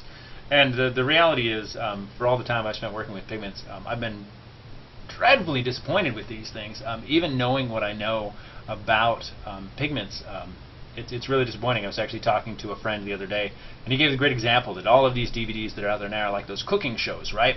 So you've got this guy who comes out and says, oh, well, what we're going to do is we're going to take a chicken out of the fridge, and the first thing we have to do is bone the chicken. Well, I already have a boned chicken over here, so I'm going to use that one and show you how to do the next step. And of course, you're sitting there watching the cooking show going, but how do you bone a chicken? But you skipped an important step there. And all the weathering DVDs I've ever watched and all the weathering books I've ever read are like that. They skip a step, or in the books it's worse. They'll explain it in writing and not give you a picture, and you're going, well, what did that look like? I can't picture, oh, stipple on the rust. Okay, thanks. We'll cover that. I'm definitely doing a DVD that'll, I hope, fill in all of those gaps for folks. But that's one hell of a rant, too. What else we got? Somebody else out there got a question? I can come back to the list here, but we've got, what do we have? 15 live folks right now. I'd rather talk to you guys. What do you got for me? Anybody? Anybody? Bueller? Oh, no, I went there. I made that joke. I didn't mean to do it. Models I like and why. Oh, hey, we talked about the best model, but I didn't cover the specific question about what I look for in a model. Wow, given the active model stage that I have right now, that's another one of those crazy broad questions. And if somebody doesn't get me a better question, I'm going to start ranting about what I look for in models. Right now, what I look for in models are dust. I love the dust models. Oh my God, I love these models. I love them. They're wonderful. Fantasy Flight Games has done us an incredible thing by making Dust Warfare. I love their models. Obviously, I'm a big fan of walkers and mechs and tanks. And it's funny, I was actually talking to Mike Dosher, the artist that made our 6x6. He's one of my favorite 3D and concept and sketch artists out there. When I was actually trying to work with other people to put together some vehicle sketches for some new releases, I realized that 3/4 of my inspiration folder was Mike Dosher models. So I actually contacted him directly. I was thrilled when he said yes. And we were talking about some walkers about the time that Dust launched. And I looked at the Dust artwork and got my hands on my first Dust model, and I was like, stop! There's no reason for us to start releasing walkers, because these things are great. I love the Dust models. But when we talk about what's on my table right now, what I look for, interest. I mean, there's nothing wrong with shiny syndrome, at least if you finish projects. That's certainly where most of us, including myself, fail. But we've got, Pan from Studio McVeigh. On that display base of his, most of the things coming out of Studio McVeigh, I've got this is my active projects bin back here. As you can see, it's quite full. Yeah, big dynamic pieces. I've got a lot of Studio McVeigh in here. This box is all Studio McVeigh except for I've got the Skin Wolves from Forge World. I've got a custom piece in there for myself. I still have the Skaven Warlord from the Fantasy box set. I love this model. I love the Elf Lord on the Hawk, I think it is. He's in here. I've got some Forge World Empire pieces, Dark Age models. Oop, I've got a toddler coming down the gate. Hang on a sec. Okay.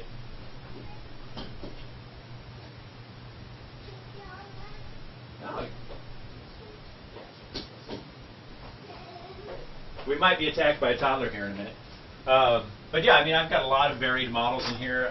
Some Games Workshop conversions, some custom pieces, obviously some more of my War Machine models. My toddler son, who's not running this way, he's running off where he's going to get in trouble, so you'll have to excuse me, I'll be right back. Come here. Oh, no, you don't go up there. You need to go up here. I can show off my son. we'll show off my son for a minute, huh? So this is my 18-month-old giant baby. I don't get to paint him. My wife would get mad.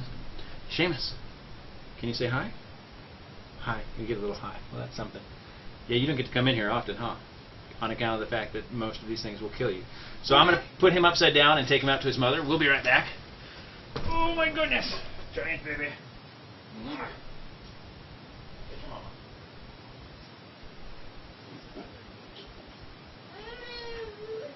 I will close the door and come back. So I mean, in terms of models and what to look for, interest, it depends. A good example is I have, where is he? I picked up Mongo from Dark Age Games. He's the one with the bits of cement strapped to his arms and all the muscle. I want to work on some skin tone. So I actually picked up him for no better reason than he's covered in flesh. It's a great model. It's a dynamic pose. A little overdone for my tastes, but hey, I want to work on flesh tones, so that's a good place to go. Roru dust models. I thought they have no detail, but I didn't have one in my hands. Actually, they have great detail. Let me pop out some light here for you. Yeah, I can't say enough nice things about these dust models. I really can't. Use a bit of light. So you've got a bit of hull detail all the way around on this guy. We take apart the guns are all swappable, so it comes with all the weapons for the variation. It comes primed, it comes decaled, it comes ready to go. So you saw detail. Don't know if it'll pick up for you. You can see all the rivets around the gun shield. Maybe. Oh, there's rivets all the way around the gun shield. You have to take my word on it. But all the detail on the ammo clip, or ammo box, hopper, all the detail on the gun, the ribbing on the barrels, all the joints, access caps, hatches, and it's just, they're great. They're absolutely great. I have not had a lot of chance to play with the infantry models. The few that I've seen have been fantastic. Again, I think they've done a wonderful job. And you look at like the new SSU units, you get the dropship helicopter and a squad of 5 guys for $45, $50. I mean, their prices are fantastic, and they're ready to go out of the box. If you want to paint on top of them, fantastic. Yeah, I can't say enough nice things about the dust models. I'm really, really happy with them. Any tips for baby-proofing the paint room? I only have a few more months to prep. Oh, wow. Baby gate. That's actually a great question. I could probably do a segment on baby-proofing your paint space. It's part of the reason that the few toxic materials I have, you guys can see I've got the nice shelf on the window up here, the few toxic materials I do keep in the house are up on that, pressed against the back of the window so that my son can't get to them. As much as possible, I mean, the number one thing is to make sure that anything toxic, not necessarily dangerous. There are dangerous things you can get. I mean, the room's full of teeny tiny little things you could swallow and choke on. But toxic. The toxic things are as far from the ground and as far from his reaching hands as possible. My 18-month-old son is 37 inches tall, so not a lot is out of his reach. But even the isopropyl rubbing alcohol is, here at the back of my desk. I have to lean over my desk to get it. Whereas all of my enamel products, my things like MEK, methylethyl ketone, it's up here on the shelf by the window. Keep it far away, but as much as possible. Yeah, if you've got a baby gate your door, or keep that door closed. If you've got a lock for your hobby room, lock the hobby room. Particularly until they're at least 3 to 5 in that range. Your hobby can literally kill your kids, so keep it out of reach. No, he doesn't paint figures already. We're still getting past the eating crayons stage. As soon as he gets past eating crayons, yeah, you bet I'll try to get him painting. Hey, you're welcome. Introducing you to the dust models. Like I said, I really can't say enough nice things about them. Factor 40 asking, any other bits or figures planned? Absolutely. We've actually... Nope, I sent them off. We've got more heads coming. We've got more leg swaps coming. The first 2 torsos for our Greatcoat figures have shipped to me.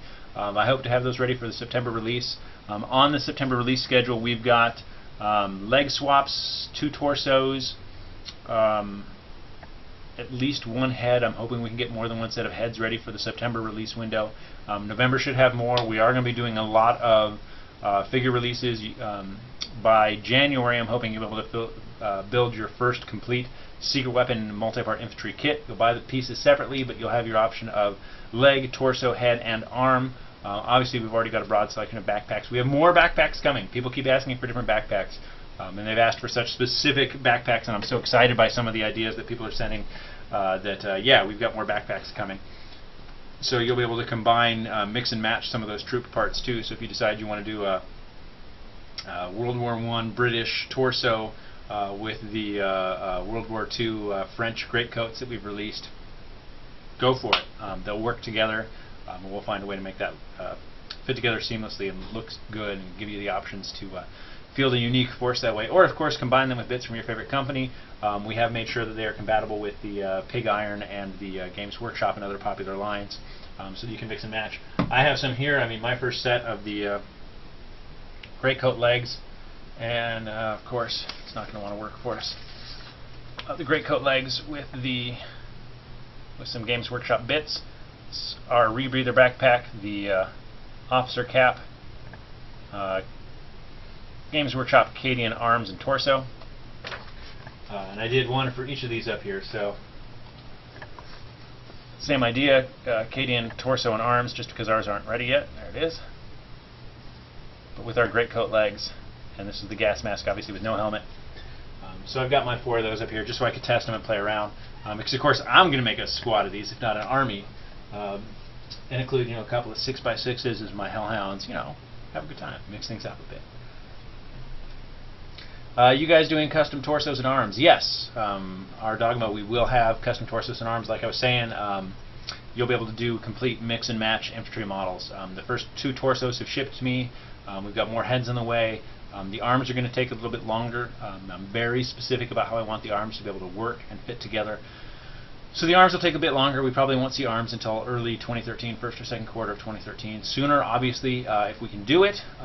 The other thing that I will say is that the legs, the torsos, the heads, all of that's going to be done in resin. We've gotten an overwhelming request, a number of requests for resin bits, and we'll do that. But the arms will always be done in metal, mostly because they're going to be holding guns. And true story, I bought a line of World War II French uniform-inspired, we'll call them trench soldiers from a popular resin caster. We'll call them Orge-Furled, because that's subtle and clever, right? But anyway, I bought my Death Corps of Krieg model, and I had a squad of 10 of these guys that I had just finished up. I did custom trench bases on each one, so I laid out the duck board, did the mud. Beautiful squad. I was very happy. I was actually going to do an entire Death Corps of Krieg army. And I stood up from the table, and I bumped the table, and I knocked these models over as far as they are tall. All they did was knock over, and 2/3 of the guns broke. And I said, that's it, I'm done. I picked up the models, I tossed them in a box. They're actually sitting under the table over there with the rest of my Forge World Krieg bits, because I'm not going to do it with the resin guns. They're too fragile. So when we do our multi-part models, you'll have resin legs, resin torsos, resin heads, resin backpacks. If you want them, we're going to do them. But I will never do resin arms because of the guns. The guns are too fragile. You get something that thin, that fine, that fiddly, and even with the flexible resin, they're more fragile than they're going to be with metal, and then you wind up with the warping issues. The more flexible the resin, the less that warping issue wants to go away when you heat and cool the resin to try and fix it. So we'll have metal arms, but yes, complete, total, multi-part, secret weapon infantry kits. It's coming.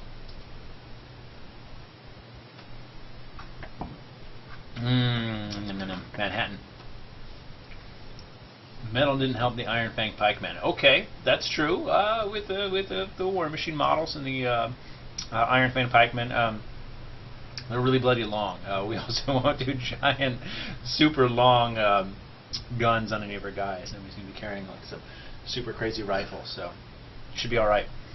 Power armor resin parts. We don't have any plans for power armor models at all. A number of reasons. I think it's been done to death. A lot of the small bits manufacturers out there right now releasing a lot of power armor inspired pieces, It's just not for us. I think there's a lot of good options out there. In particular, I am a big fan of Games Workshop's multi-part plastic kits, and I have a brief interruption.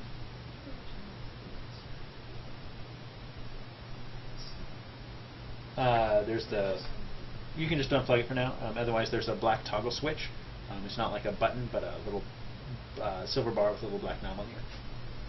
All right, folks, the guys in the shop left the compressor running. My wife would like to turn it off since the shop is now closed. Can I ask your opinion on GW Finecast? I saw some terrible miscasts in shop. I haven't had a lot of personal experience about it. I think for that, another good place to go back to is Matthew Fontaine. He's said a lot of good things about some of the casts that he's gotten, and then of course he has his quest for, what is it, Emotech? One of the Necron Lords, he's gone through, I think he's 12, 15 different casts now, and they've all just been rubbish. I mean, like crazy, crazy, stupid, bad casts. Bits of mold in them, missing pieces, giant bubbles. Yeah, I haven't had any personal experience, so I can't say much there. But I know Matthew's had a really good experience with them and a really bad experience with them. Check out Matthew Fontaine's blog for more on the Finecast. Until I get a chance to play with a bunch of them, I don't have an opinion. But I'm actually one of those crazy guys that prefers working with metal models in a lot of instances. It's tougher to clean up. But you know, I went out, and when I found out that Lysander, one of my favorite GW models, is not going to be available in metal anymore, I went out and I picked up 2 of them. I got on eBay and I picked up 2 metal Lysanders just because I'd rather have them in metal than resin. I'm not going to be converting them, I'm just going to be painting them.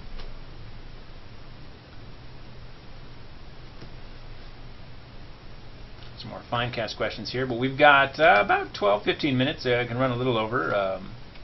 Not a lot. At some point here I've got to go make some dinner, but anybody else have a question for us? Don't think, looking at the Ask Mr. Justin list, let me pull up the list again. I don't think there's anything in here I can cover in about 10 or 15 minutes, so I think it's up to you guys. Rivets, super detailing, weathering,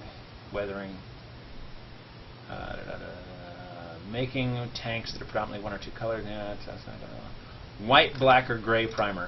Here we go. We've got Wayne Rogers asking white, black, or gray primer. Hey, that's probably the Wayne I know too. Hi, Wayne. That's a fine question. For a gaming model, well, it really depends. I tend to say white primer all the time. If you're going to be painting a display piece, always do white primer. It's not going to desaturate your paint. If you put red over white, you're going to get red. If you put red over black, you're going to get dark red. It's not what you're after. That said, if I'm doing gaming pieces, like a lot of my gaming pieces, like my Blood Angels army is actually a great example of that. I sit here and I tell you, hey, make sure you're painting white, particularly if you're going to put red over the top of it. I started by taking my Blood Angels and with a spray can, doing a thick coat of black all over the things, airbrushed 3 colors of red on them, and using the zenithal technique. It's fine. Again, it depends on the application. It depends how you're going to be doing it. I've never liked gray primer myself, except when I'm working with Mold Masters. I tend to hit my Mold Masters with a sandable gray primer, just because it does a better job of letting me see pockets and undercuts and things like that. That's the only use I've ever found for gray primer, is looking for imperfections in a cast. Otherwise, yeah, black or white. For display pieces, I will almost always say white. There are very few exceptions to that. Reese wants to know, is there time to talk about pressure casting and or the silicone you use for your molds? Yeah, I'm happy to talk about that. If you have a specific question for me about the casting process or casting techniques, yeah, by and large, I'm happy to talk about that. There are no big trade secrets for Secret Weapon Miniatures. We didn't invent any of the processes we're using. The materials, the tanks, everything that we're doing is, the information's available online. I'm perfectly willing to save you the time to have to go look in 20 different sources to find it. If you've got a specific question, you've got 10 minutes. So, is there time? How fast do you type? Let somebody else has a question too here.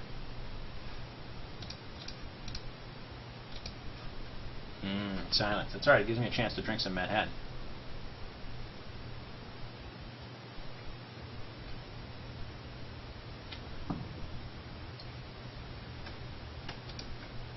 Alright, I'm looking back at the list then. Rivets. I want to cover a couple of ways to do rivets before we go. I do have time for that. Resin. There's the question here. Factor 40 asking the question, which brand of resin do you use? I am a Smoothcast fan. Smooth-On makes the most used resin in the world. You get online and you start checking out any of the production studio companies that are actually making props and things like that. For instance, the Power Rangers. If you ever watched the behind-the-scenes stuff of the Power Rangers, they use all Smooth-On stuff. They use Smooth-On foam. They use Smooth-On resin. They use Smooth-On latex. They use Smooth-On, Smooth-On, Smooth-On. It's a great product. I've been very happy with them. Smooth-On does make one of the pricier products for resin. I do use someone else for silicone. I actually use Raw Material Suppliers, has their own silicone recipe. We've had very good experience with it. We had one batch where there was some bad filler in it, and they took care of that. They replaced it for us. Ever since then, I can't say enough good things about Raw Material Suppliers. Steve does a great job taking care of us. We've been using him for a couple of years, and we'll keep on using him. But for the resin, I'm definitely using the Smooth-On product. And we've got three of the Smooth-On resins that we're using right now in the shop. They're very good. You pay more for them, but it's totally worth it. Reese asking, is the pressure caster just a modified pressure cooker or an actual product? It is an actual product. Depending on the size that you're looking for, you'll find costs vary a lot. The 20-gallon pressure caster that I want is going to set us back about $8,000. We do 2.5-gallon pots for most of our stuff, and that's just a modified pressure paint sprayer from Harbor Freight Tools. I can't recommend most Harbor Freight products. The Harbor Freight 2.5-gallon paint sprayer is a perfectly usable product, and we modify that for use in the shop for the bases. We do all of our bases in those 2.5-gallon modified tanks. Yeah, and it works just fine. And those are $80 compared to if you go out and you look for a 2.5-gallon pressure casting tank. You're probably going to spend anywhere between $150 and $300 on the companies that specialize specifically to that. Back to 40 asking, what turned you on to Raw Materials? Anything that makes them better than Smooth-On? In terms of the silicone, what stuck us with them, they changed their recipe not long back and sent us a sample about the time that we were thinking that we would stop using Raw Materials for our silicone and go to the Smooth-On product simply for the ease of ordering from the same distributor. They sent us a sample of their new recipe, and we got superior performance out of it for a fraction of the cost. I mean, it really was that simple. People look at resin and they say, well, like with the GW fine casting, people kept saying, oh, well, it's a cheaper material, the price should come down, and market economics aside, it's complete bollocks. It's complete bollocks when you look at resin. The mold making material is much more expensive. Silicone molds are much more expensive than what you can get away with doing for metal. They don't last nearly as long, so the material for mold making is more expensive. The lifespan is shorter. Realistically speaking, you're going to get a maximum of between 30 and 50 casts out of a typical silicone mold. We tend to cut that down to between 20 and 30 because we set a high standard. And you'll find that from a lot of shops that set a really high standard. They're actually going to cut that down from 40 or 50 casts to 20 or 30. So your mold material cost is much, much higher. The curing time is much, much higher. We do some work with Ironwind Metals. They do the metals for us because I don't want to have a smelter in the garage where my son's going to get to something that's 1200 degrees or 800 degrees. So Ironwind Metals talked about that. They've started doing some casting in the resin, and he's pointed out that with his metal spin machines, he can get 60 or 100 casts over the course of an hour, 100 spins for little pieces that are just going boom, boom, boom, in, out, in, out, in, out in the molds, and he gets 20 or 30 spins out of his resin machines because you have to wait so long for the material to cure before you can move it. So there's a lot more labor. While the resin itself might be cheaper than metal, particularly as the metal costs keep skyrocketing on us. We've seen about a 50% increase in the cost of our metals in the past 2 years. And our resin stayed, I think, a 10% increase from Smooth-On last year is the most we've seen. That said, I mean, the silicone keeps getting more expensive, and the labor involved is so much heavier. So be nice to the people that are casting in resin and charging a bit more for it. You'll notice that the same with us. I mean, our head swaps, our resin head swaps cost more than our metal ones because it costs us more, substantially more to do them in resin than it does to do them in metal. Anything else? We still got 5 minutes. I'm happy to talk about materials, shop.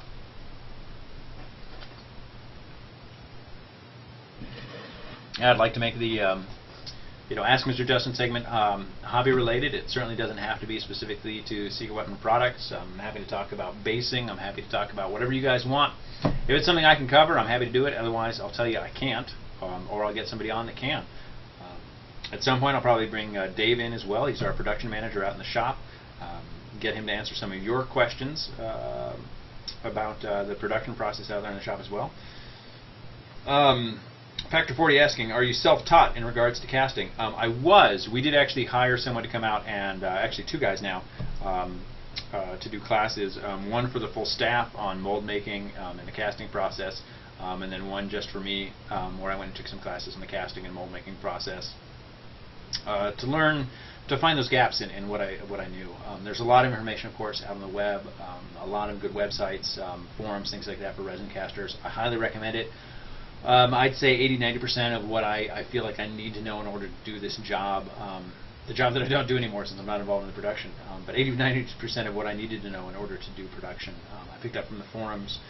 What I got from those classes was how to do it better, and how to just improve on some of the techniques that I picked up from forums, because at least for me, my style of learning, the way that I learn, only so much that I can get either from books or forums, even YouTube videos. It's nice to have somebody looking over your shoulder to say, no, that right there, you're almost right, but do it this way, change that, now it's going to be better. Made a big difference for me. Anyone else? We're still talking about casting processes, things like that. I'm happy to fill up the last of our time here. Otherwise, I'll start to wind down.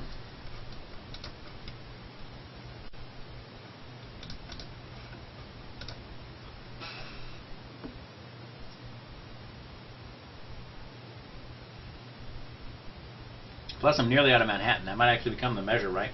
We stop when I'm out of Manhattan, because at that point, either we need to be finished or I shouldn't be talking anymore. It's one or the other. Factor 40 again saying, did you start by yourself? Yes, I did. Secret Weapon was just me initially. How long did it take before you hired employees? Let me go ahead here to Bro Brew. Yes, this will be a monthly broadcast. We're at least going to start with monthly. The first Monday of every month, 4 p.m. Pacific time. That's GMT -8.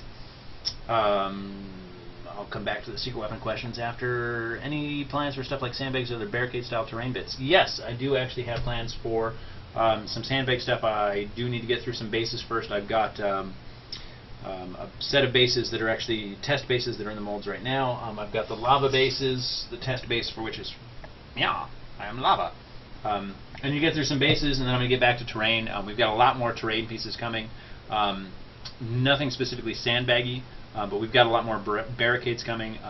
September we'll see some more barricades in the scrapyard style for Mike Dosher as well.